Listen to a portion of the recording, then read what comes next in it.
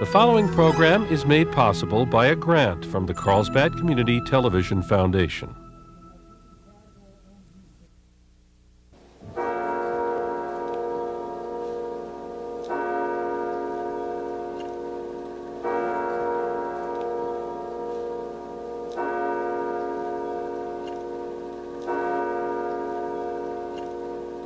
What we have here is indicative of all the damage around the Mission property.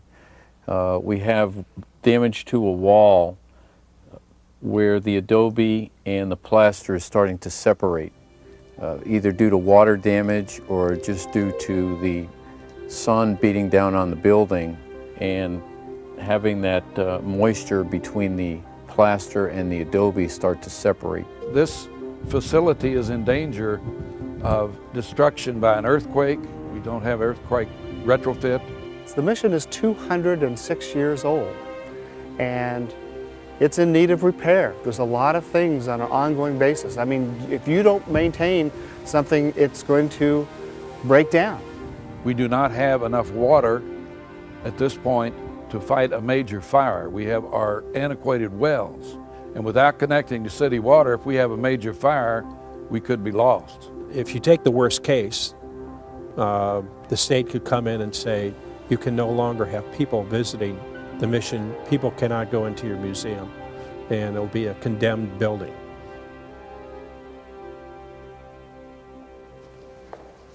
When is the Mission not being used, not being visited? The Mission is open every day except Thanksgiving, Christmas, and New Year's. Those are the offices. But we have Memorial Mass. We have Mass Thanksgiving Day. We have Mass on Christmas. We have Mass on New Year's. There's not a day the facility is not open for some use of some way.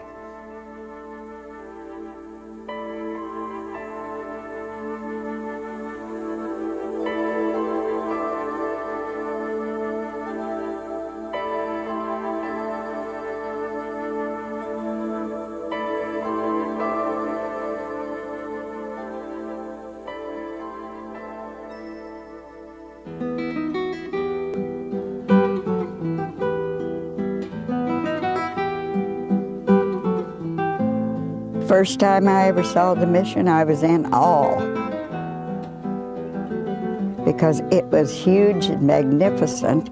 And then I came with one of my son's 4th grade class and came in, and I was actually really overwhelmed. I was stuck from then on.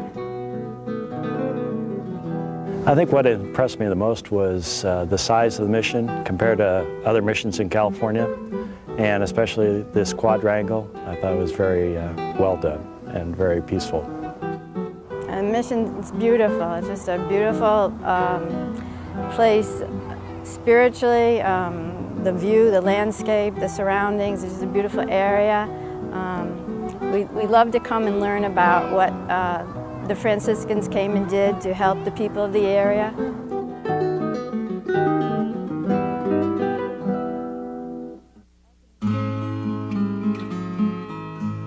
As the Mission's been here for 200 years, it's quite a center of the community right around here.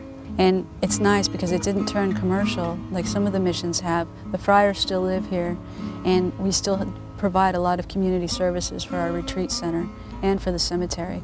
So it's a nice place for people to be baptized, to be married, and also to bury their loved ones. And the Mission has always provided comfort, emotional comfort to the community. It breeds a kind of peaceful tranquility among people. It provides that touch of humanity, if you will, that we always need in a community. These comments reflect the reaction of most people who come to Mission San Luis Rey. First-time visitors are struck by its size and grandeur. Locals recognize the essential contribution the Mission has made to creating their community.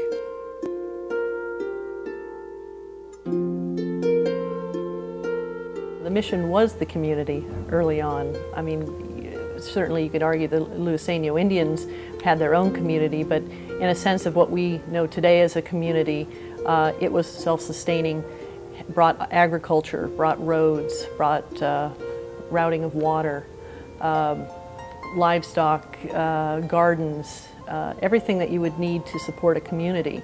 A lot of the Indians were more nomadic, that they would go and gather their food and bring it back. Whereas the mission life, you pretty much raised your food here. You raised your animals here, your farm animals here, and lived off of what was raised here. So you didn't have to go out and gather or go hunting like the native people did.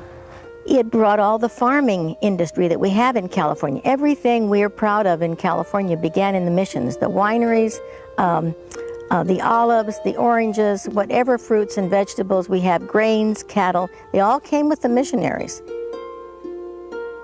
While the mission's earliest efforts established the community and initiated its progress, today the mission strives simply to give the community a much-needed sense of cohesion.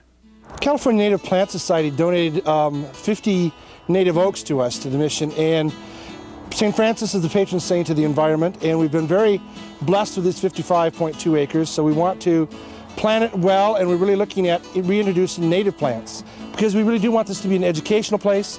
We also want it to be a place where nature and humans live in harmony. So in planting today, we brought together a variety of people, some Luispeños, the native people, children, other people interested in the environment, to come and play with Mother Earth and plant native plants in their native place. I see, a good 15, 20 people of our people here that help planting the oak trees, and I think they like giving back to the community. They like the native plants that our ancestors enjoyed in the past, that they're able to live off of. I think it's very important that we're all able to come together and put an effort that's well worth the generations to come to see.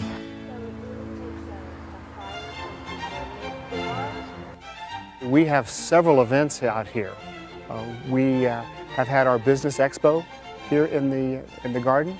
We've had, every year we hold our celebration for the Marine Corps birthday, when we invite the officers and the enlisted men from the base at Camp Pendleton to come to the mission and help celebrate their birthday. This chamber in this city of Oceanside. For 45 years, the city of Oceanside has come here to this mission to honor the Marines on their birthday, and that's almost as long as the Marines have been there at Camp Pendleton. It's a great kind of a grounding, if you will, of good feelings, appreciation, camaraderie, and just being good neighbors. And so it has a great significance to all of our Marines. The champagne and the cake cutting, of course, has to do with the 228 years that the Marine Corps has existed, and each year we cut cakes all over the world and celebrate our birthday. And there's no finer place than this mission.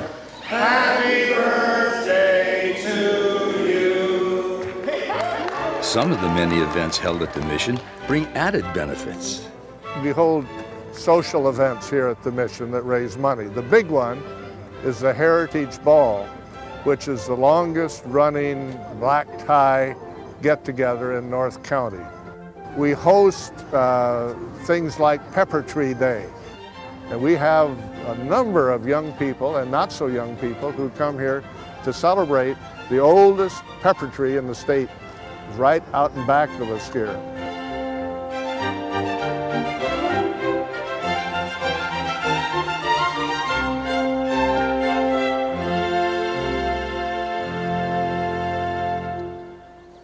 The mission began and survived through versatile use of resources.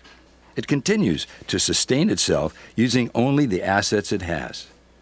Primary among those is its value within the community as a place of education. Our fourth grade students, during the year, when they begin the study of missions, tour the San Luis Rey mission. And it provides the children with an opportunity to get out of the school environment and to go into the real world. What I ask you is, how many California missions are there? 21. And this is the... If you really want to learn something, the more senses that you involve, the more that they will retain it. It's kind of like going to Disneyland. You can explain it, but unless you go there, you really can't experience it. If we didn't have this mission, it would probably be harder to learn because you can't really see it in real life and touch it or like hear it or smell it. And we wouldn't know much about our history back then, and you wouldn't know that much about the Indians and the Padres and Spaniards. We started here in the mission itself, was explaining to them the statues and the shape and the size. I liked the church statues. There's one with hinges and you can move its arms and legs and they can take it down and show you what it can do. We took them down to the lavanderia, which is the laundry, and tried to explain to them what the Indians did down there. The Indian women bathed and washed their clothes and experienced all of that. And of course, what they enjoy are the gargoyles where the water came out. It's just extremely exciting for kids, and from an educational standpoint, this is a kind of learning that we want to see. I think it would be different if you didn't have a mission to go see, because other than pictures, you wouldn't really be able to experience coming here and learning more and more about the missions. This museum contains an impressive collection of objects and art from California's Spanish colonial period. The Mission San Luis Rey Museum was developed so that a casual visitor or a scholar could come through the museum and learn more about our history and hopefully a little bit more about who we are today. In the religious art room, we have art and statuary that's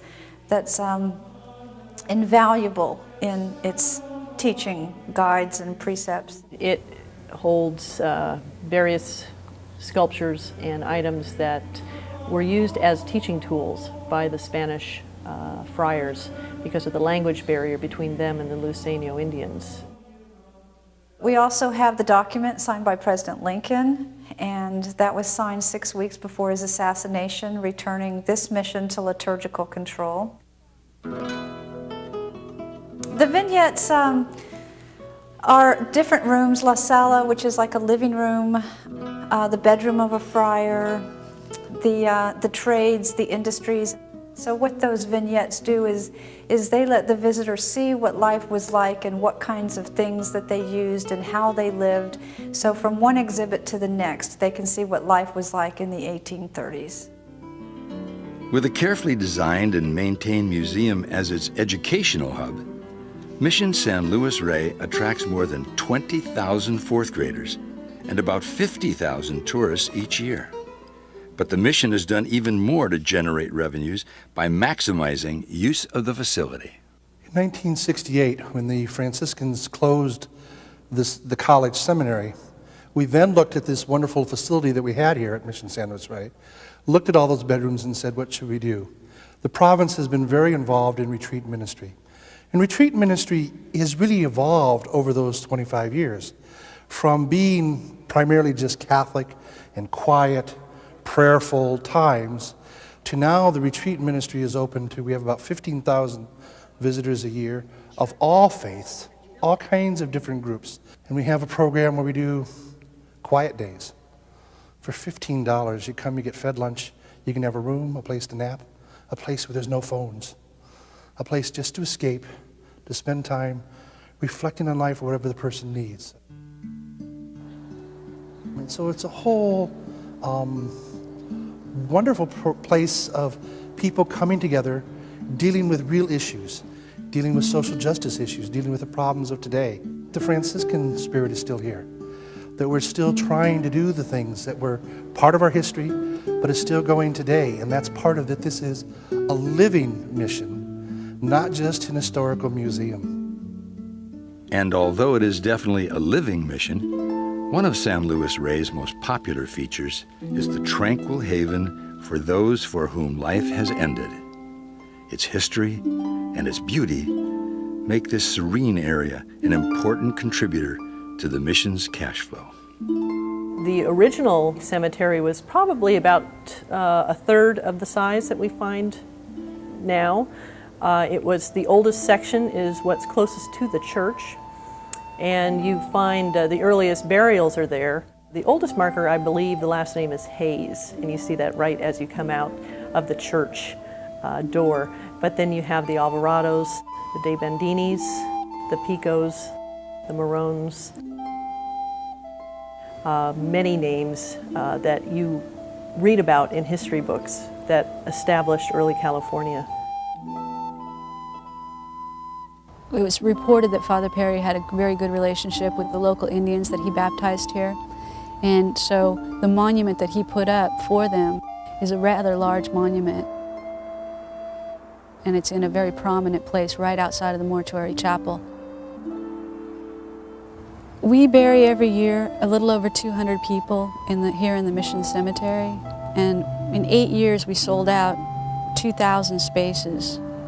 So we're expanding right now out the north of the property in order to add enough space for our community members to be buried here.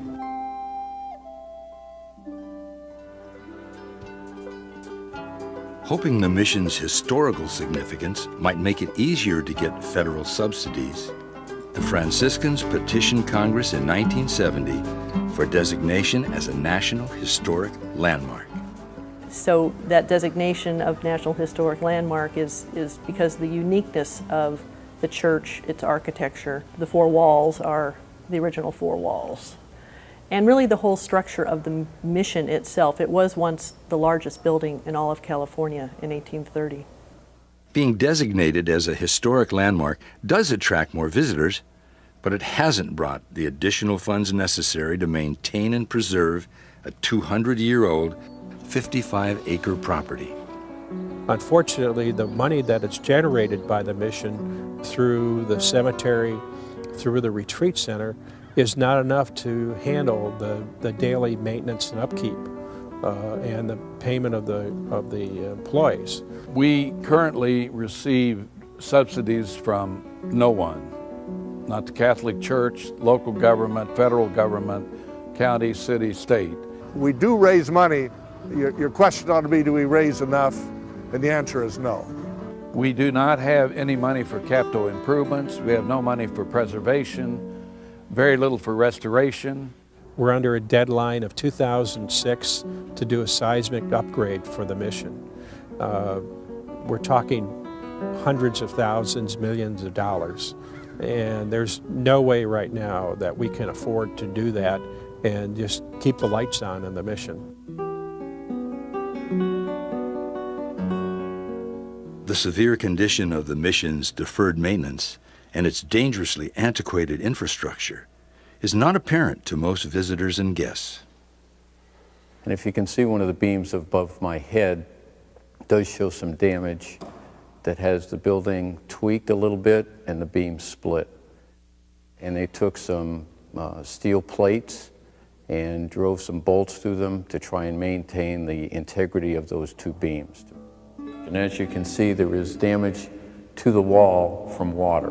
Water has gotten in through the roof, caused damage to the adobe and plaster walls. What we have here is the sole source of water for the Mission San Luis Rey for sanitation and drinking and cooking. It consists of a well which goes down approximately 150 feet. We are currently trying to bring city water here for firefighting, to protect the Mission Church, to protect the friars, and to protect tourists that come to the mission. Everything with the mission is old, archaic, so it's not just a simple matter of taking out a boiler and putting in a new one. It means re-engineering the whole plant to accommodate that boiler and to provide the necessary power to make sure that it's run functionally and safe.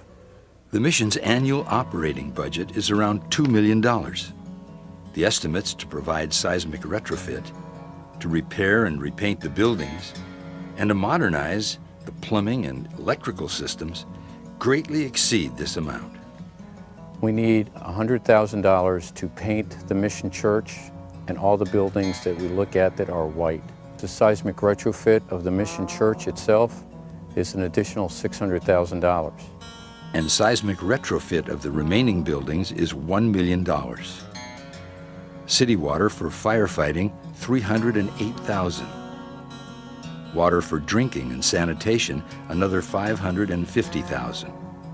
and the plumbing re-engineered to accommodate the higher water pressure is $750,000.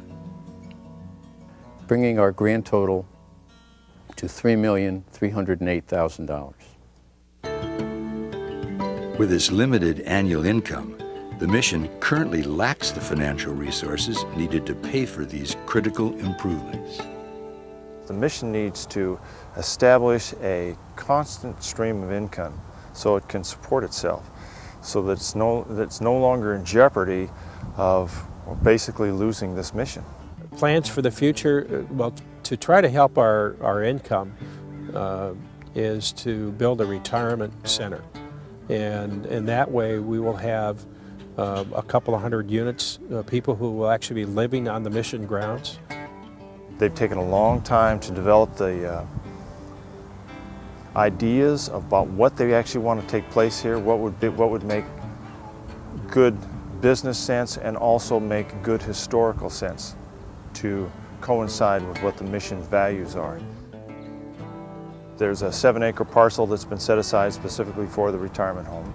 It'll be located in the southwest corner of the property, down close to Mission Avenue. There's also another area that's between the mission and the location of the retirement home that's called the Mercado, and that's where the mission is eventually going to develop a series of restaurants and some shopping areas. So it should be a wonderful place for people to come. But these development projects will be years in the planning and construction, and even longer before they begin to produce any income. In the meantime, the deterioration continues, and only money will stop it. We developed a group called the Friends of the Mission. In the Friends program, you can join as a member for anywhere from $25 to up to $10,000, $15,000. The community can help us by becoming involved with the Friends of the Mission, attending our special events, and what we need is sustainable cash flow, because we occasionally have to borrow money just to meet payroll. We get no money from the federal government and we get no money from the Catholic Church. So we're all going to have to pitch in and work and help keep this thing going. Anything that we can do to support financially this restoration project is something we should seriously all consider. That would be a tremendous tragedy if we just ignore those things and allow that condition to exist.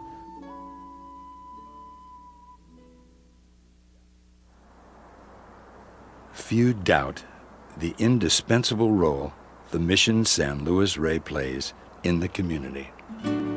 If the mission weren't here, Oceanside would really lose a icon, something that puts us on the map. When you think about the mission with a 205-year history, I think it is now, that's really a rock. That's a foundation that Oceanside is built around, and it's been very beneficial, particularly from a tourism standpoint of drawing people in and getting people into the city. And we live in a world where there is so much sameness, homogeneous buildings and freeways that people do not want to travel to go to anywhere USA. They want to find what is unique and really understand the history that makes the personality and the place come alive. We are very grateful for Mission San Luis Rey and for its heritage in our area, because it really sets a message of our history and really what California is all about. It looks like a place that you could come in and spend a little time and sort of, in this hectic world, get your thoughts together again. It's very peaceful. If we didn't have the mission, we'd be missing a large piece of understanding the past as well as the present. This place, was founded in 1798, and you can come and see and actually feel. You can look where the Native Americans walked, where they tended their gardens, where they washed their clothes. I would really like the people who see this video to come and visit the mission, to experience that feeling themselves and walking back in time.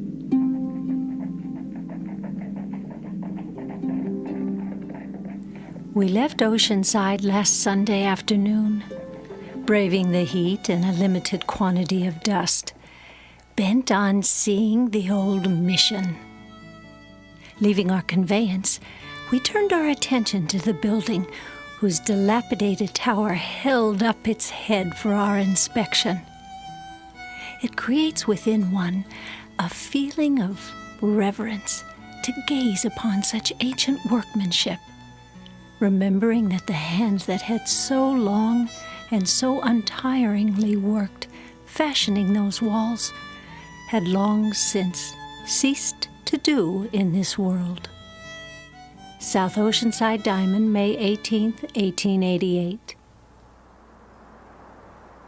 Shortly after I was assigned here, my mother came for a visit. And when she first came to look at the mission, she said, "I have to go home and pray for the Franciscans." And I said, "Why?" She said, "How could they leave you in charge of such a big place?" And I said, "Thanks, Mom, for the confidence." But it did make me to start to reflect upon what did those friars, and I look back to the two that were most responsible, at Father Perry and Father O'Keefe. As Father Perry in that first dreaming, did he have any idea what he was going to build in his 30 years here? To start with the concept and to build a magnificent church. And then I think about Father O'Keefe coming back and seeing the broken down church when he came back in the 1890s. And to see what he had to restore. And then I came just before the bicentennial. That I saw us again at a point where we're looking at and saying, where's the church, where's the mission progressing now? What is the mission going to be remembered for? And what would Father Perry, what would Father O'Keefe, in their great building scheme, what would they want done now? How to provide a place that people still come? How to provide a place where people gather? How do we provide a place where people can change their lives? And that's where I want to say lots of my life energy has gone to, that we can see this place as a place that is something that the people of North County can be very proud of. That we look at and say, we have Mission San Luis Rey in our backyard. And it is not just a historical place, but is a place of life, a place of activity, a place that teaches, and a place that has passion, a place that has memories, and a place where God is very present. So yeah, it's very important to me.